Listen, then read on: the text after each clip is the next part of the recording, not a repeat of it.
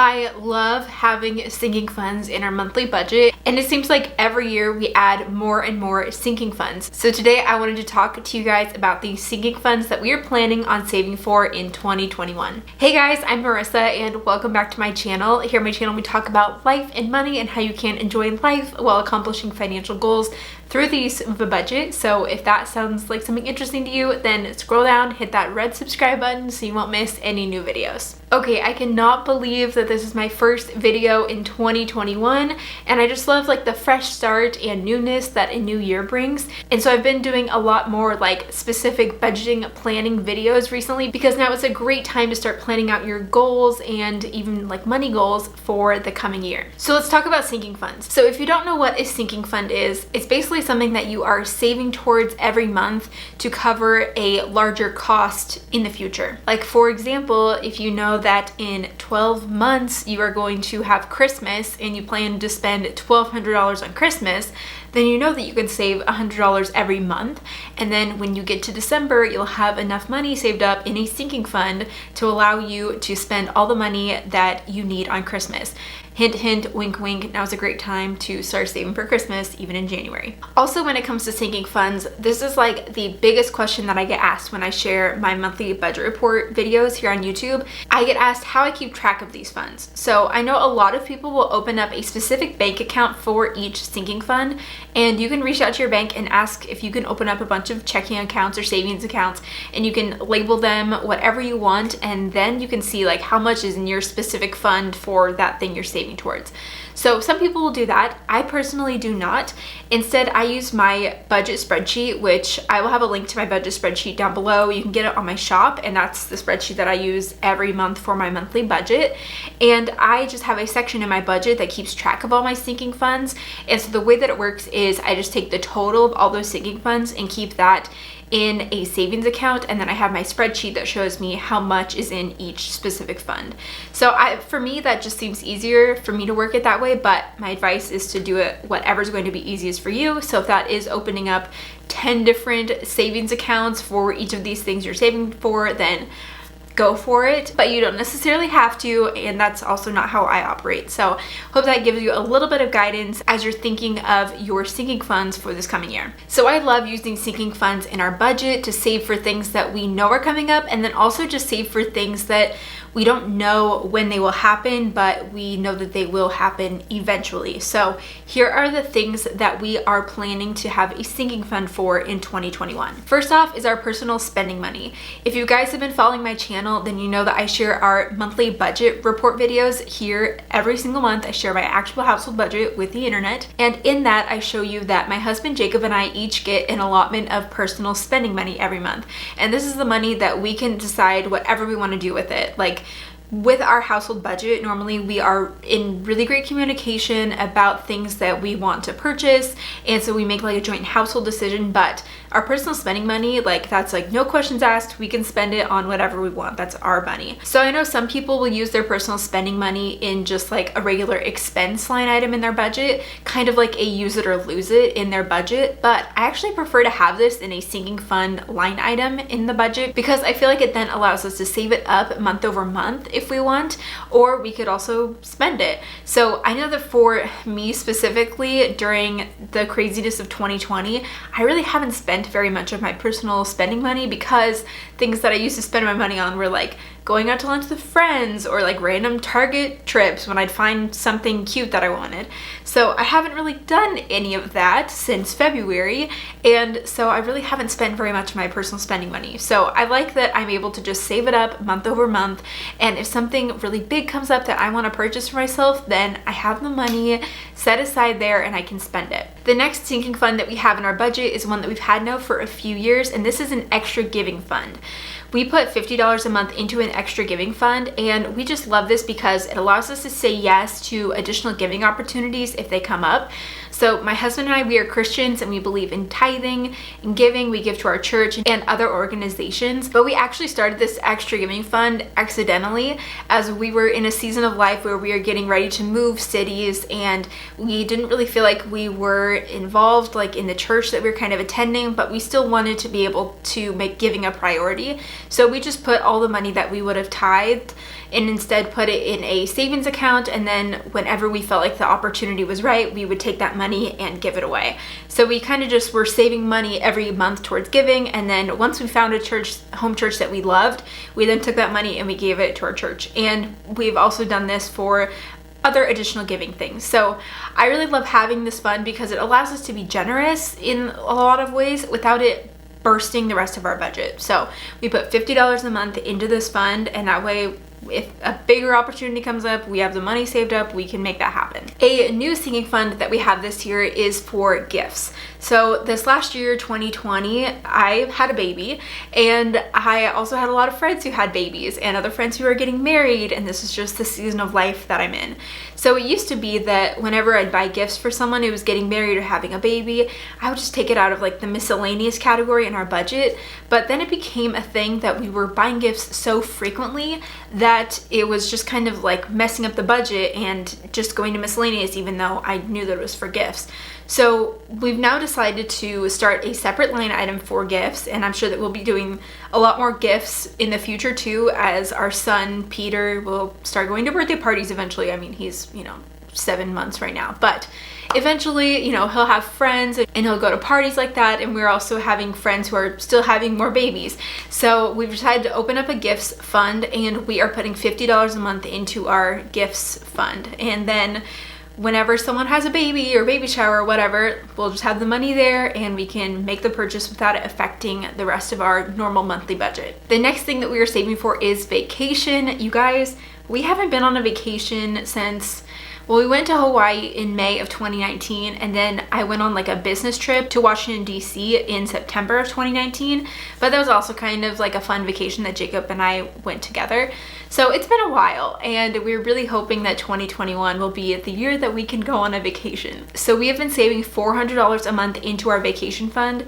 We do have a trip planned to go to Hawaii in May, but I am not so sure that we'll be going in May. Hopefully maybe like towards the end of 2021 we could go. I'm very thankful that even though I purchased the ticket, I can easily transfer it to a different time. So we may do that instead, just because I want to feel more comfortable when traveling, and I don't feel super comfortable with that quite yet. So anyway, I'm really hoping that 2021 will be the year that we can go on a vacation. So we are saving up $400 a month, and we've been saving up this money all during 2020 as well, and we have a sizable amount in that fund, and I think that that just becomes a well-deserved vacation that we are ready to go on, and maybe even hopefully a couple vacations that we can take in this new year. The next line item that we have is Christmas, and this is something that we've always saved for in our monthly budget, and I would definitely recommend saving for Christmas now.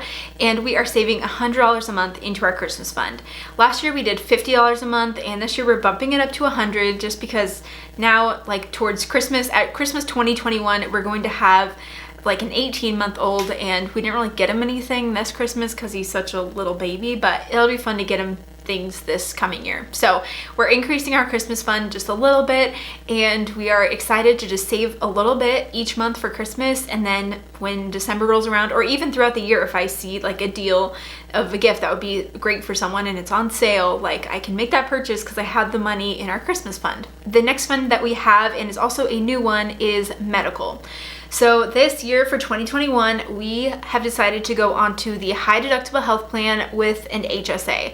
Jacob has always been on the high deductible health plan, but once we had Peter, we were able to switch to the PPO, as we just felt like that made more sense for this season that we were in and the hospital bills and those sorts of things. But we are going back to the high deductible health plan, and I'm actually really excited about it. I think a lot of people just get scared when they hear high deductible health plan, but it can actually be a really great benefit depending on your situation.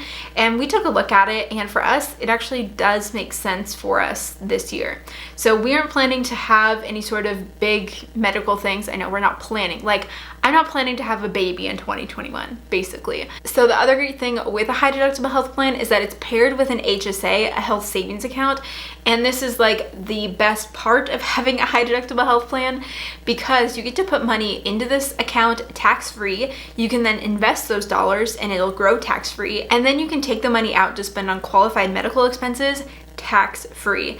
So I love the HSA. We actually used the HSA to cover all of our medical expenses for labor and delivery this year, which was amazing to have those dollars set aside.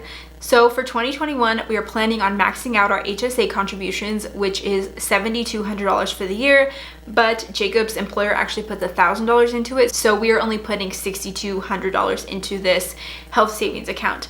And like I said, we did use it for 2020 for all of our medical expenses, but the great thing about an HSA, like I said, is that you can invest those dollars and it's tax-free. So we've actually decided that we want to kind of use the HSA as more of an investment vehicle, and you can use these dollars up through retirement. Like, you get to keep it for forever. So we know that we'll use this money eventually, but we'd rather not touch it if we don't have to. So all of that backstory, all that to be said, we are planning to put $100 a month into a medical sinking fund in 2021, and we will use this money to cover any sort of doctor's visits that we may have to go to. Like I said, we're not planning to have any sort of big things done, but we could. But I do know, like, I have to go to the dermatologist in March, and that's not going to be something that's covered with the high deductible health plan, so I'll have to pay for all of that out of pocket. The other great benefit to having a high deductible health plan is that preventative care is still covered. Well, at least for our plan. I'm not sure if that's for everything, but preventative is still covered. So all of Peter's like baby checkups are covered. My annual women's visit is covered. Jacob's annual physical, like all of that is covered 100%. So this would just be, we have to pay for things that aren't preventative care. So I think that for the dermatologist, I'll have to pay for that, and we'll just use this money from our medical fund rather than touching the HSA. I feel like that was a long explanation, but I'm really excited about this and being able to use our HSA for more of an investment vehicle this year. The next sinking fund that we have is car maintenance, and we've kept this in our budget for quite some time now. We put $75 a month into a car maintenance fund, and this helps us to cover any sort of car repairs or maintenance that may be needed on our vehicles. We have a 2013 RAV4 and a 2013 Toyota Corolla, and we, like many Americans this year, have not driven much at all in 2020. So we haven't had to do any sort of like big repairs on our cars, and they are newer and reliable. So I hope we won't have anything major, but I love just being able to put money into this fund. And if something comes up, like we need to have the brakes replaced or something like that, then we have the money set aside. Our next sinking fund is kind of a big one, and we are actually increasing this amount in 2021, and that is to house maintenance. So in determining the amount to put into this fund each month, we took the value of our house, and we took 1% of our house value and then divided that by 12, and that's how much money we're saving each month. So over a year's span, we will have saved 1% of our house value. So we used to put $350 a month into this fund, but our house has actually gone up in value over the years, so we're now putting $375 each month. Our house is newer. It was built in 2013, I think, and we've been here for a year now. So we aren't expecting any sort of major repairs, but again, it's nice to have the money set aside if something comes up. And also, we understand that depending on how long we're going to be living here, there will be maintenance items that will need to be kept up at some point. So we're just saving the money now. The next sinking fund that we have is in regards to household, and we put $100 a month into this fund, and this will be like normal, what we've done in previous years. So this household fund covers things like toilet paper, paper towels, soap, detergent, like anything that we may need to run the household. And I actually like keeping this as a sinking fund line item because some months we may spend a lot on these sorts of household expenses, and some months we may spend like nothing. So the great thing about a sinking fund is that it like normalizes your budget month over month. So I like using it for that. And the last sinking fund that we are planning on using this year is for baby. So since our son Peter was born in May, we have put $100 a month into a baby fund. And this is what we use to cover his expenses like clothing, toys, diapers, like any other sort of baby gadgets or things like that. That all goes to our baby fund. So we put $100 a month into this fund, and similarly to household, it's not every month that we're having to buy a bunch of things for him, but sometimes it may come up that we want to buy a lot of things at once.